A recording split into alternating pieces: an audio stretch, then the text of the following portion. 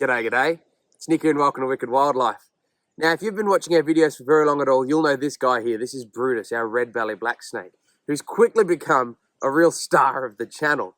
But our Red Belly video from several years ago is also one of our most popular videos out to date. And in this video, I thought I'd share with you 10 facts, some of which haven't made it into our original Red Belly Black Snake video, which I think you might not know. So in this video, we're sharing 10 facts about the Red Belly Black Snake you don't know. Stick around, guys. Now, before we get into it, there is one message I'd like to put out there to all the would-be snake enthusiasts. Now, while it's great that you like snakes, and while I totally agree that the vast majority of snakes aren't the mean animals we make them out to be, here in Australia and around the rest of the world, a single bite could be fatal. So this is not a video designed to give you any ideas of how to handle snakes, and Brutus here is not a wild snake. He's a captive-born animal used in educational displays every single day of his life. So he is a friendly snake. Wild snakes out there, they're not out to get you, but a single slip-up could be your last. So leave the snake handling to the professionals, sit on down, and enjoy our 10 facts. Let's get into it. Number 1.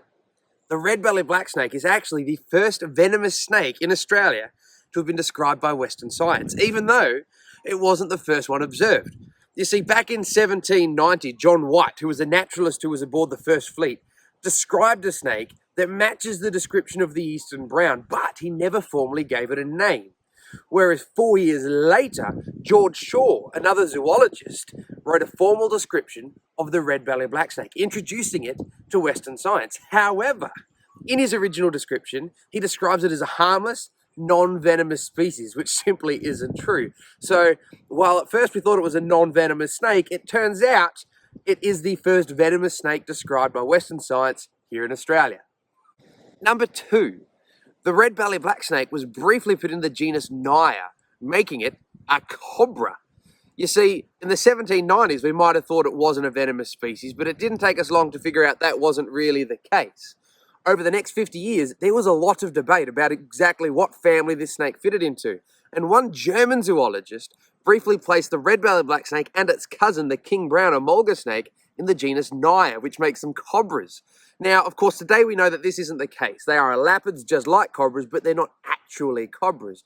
So today, the black snake family is what they fit into. But for a period of a few years' time, some zoologists thought that here in Australia, we had a couple of species of cobra, the Red Belly Black Snake among them. Number 3, the Red Belly Black Snake was once believed to be sexually dimorphic.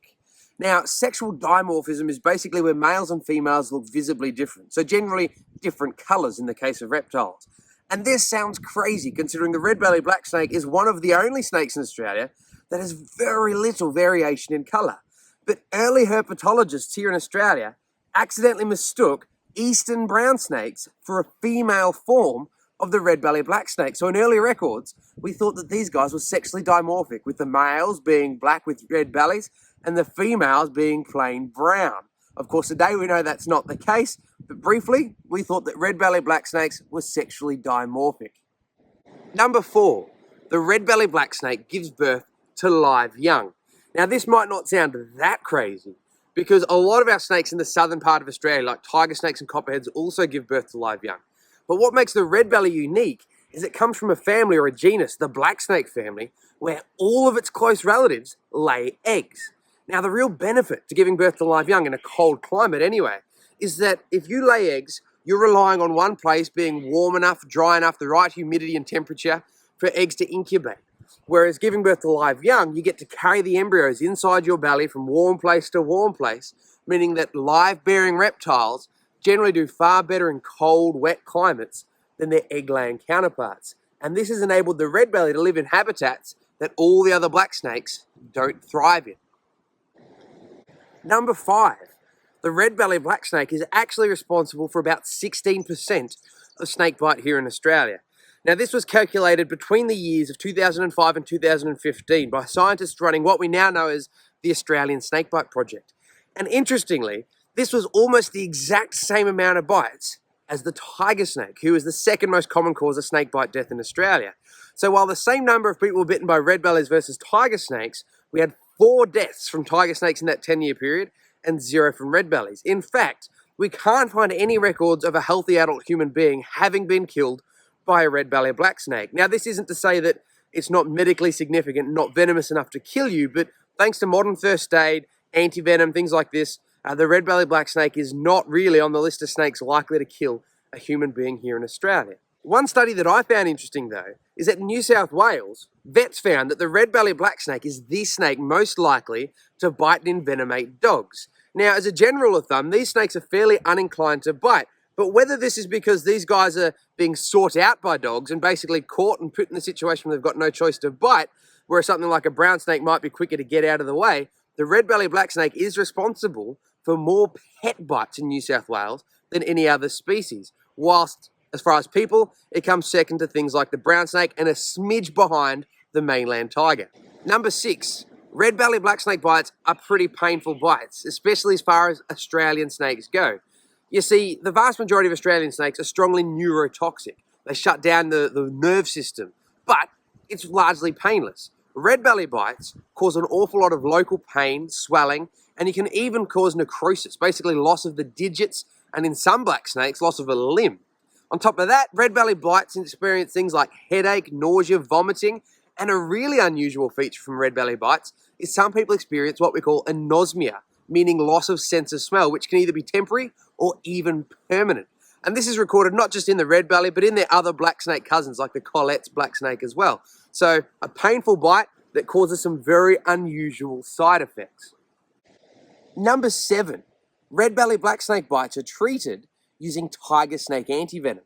Now, there is a black snake anti-venom, and it can be used to treat the red belly black snake bite, but it's made using the venom from a king brown or a mulga snake, partially because he gives more venom in a bite than any other snake in Australia, so you don't need to keep too many of them, and because it's representative of the bites of most of the other black snakes. Now, it can be used to treat a red bellied black snake, but tiger snake anti-venom, when it's used instead, needs a lot less of it, which means it's not only more cost effective, but the less you have, the less chances you have of any significant side effects. So if you're bitten by a red bellied black snake, plan A is to give people tiger snake antivenom. You need less of it, so it's cheaper and it's safer.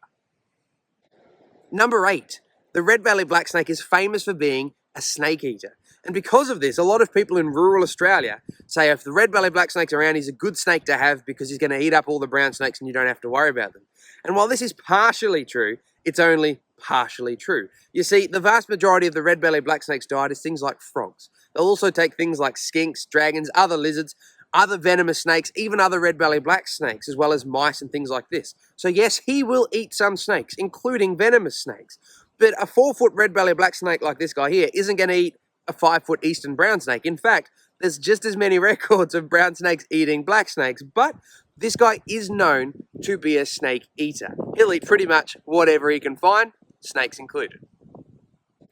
Number 9. While the red-bellied black snake is one of the most commonly encountered snakes throughout southeastern Australia, in many places its population is decreasing, and this is for a couple of reasons. The first one is habitat type. These guys are generally associated with waterways, damp places where they can live off, at least for the first part of their life, things like frogs. And unfortunately, we're draining a lot of wetlands and the country's drying out, which means that a lot of red belly habitat is simply changing. On top of this, frog populations have plummeted in huge parts of Australia, whether it's from pesticide use, introduced diseases, things like this. Their food source is becoming absent from large places. Now, while one food source is disappearing, there's another food source that's arrived, and this one's not a good one, and that is, of course, the cane toad. And throughout parts of their range, red bellies have been massively reduced in numbers by cane toads, mostly on sort of the invasion front. Wherever they first arrive, the numbers of anything that eats them plummets, and they recover later on. So, for a number of reasons, red-bellied black snakes overall are probably declining population-wise. And lastly, number 10. While cane toads have certainly had a fairly dramatic impact on red-bellied black snakes since their arrival, in less than 100 years, the red belly has showed a remarkable ability to adapt and evolve to the presence of these invasive amphibians. You see, in the areas that cane toads have been the longest, we've found that red-bellied black snakes have evolved physiologically. They've actually adapted a certain level of tolerance to cane toad toxin. Not enough to go eating them as much as they like, but enough that they might eat them, get sick, and learn their lesson. They've also changed physically in areas where they've been exposed to cane toads for a very long time, the populations have heads that are smaller than other parts of the country and bodies that are longer, which means they can now only eat a smaller toad, which is potentially a sublethal dose. They've also changed behaviourally, and in captivity we've found that snakes that have came from areas where cane toads have already been, when they're offered a cane toad in captivity, seem to be naturally sort of hesitant to eat them, whereas snakes from south of their range have no worry about eating cane toads. They'll eat it and they'll die. They haven't learnt the lesson. So red belly black snakes, while they're certainly something we need to look after, we certainly need to be aware that cane toads and habitat loss and population changes in frogs are having an impact. As far as cane toads goes, these guys might be getting over the hump and adapting to one of our human mistakes.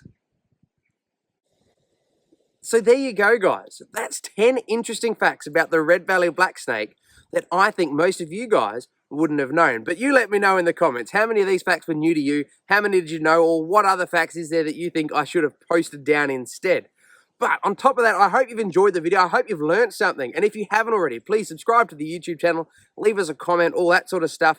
But check on back next week because there is lots more wildlife content coming. Between now and then, be nice to snakes, leave them alone, but I'll see you next week. Have a good one and take care.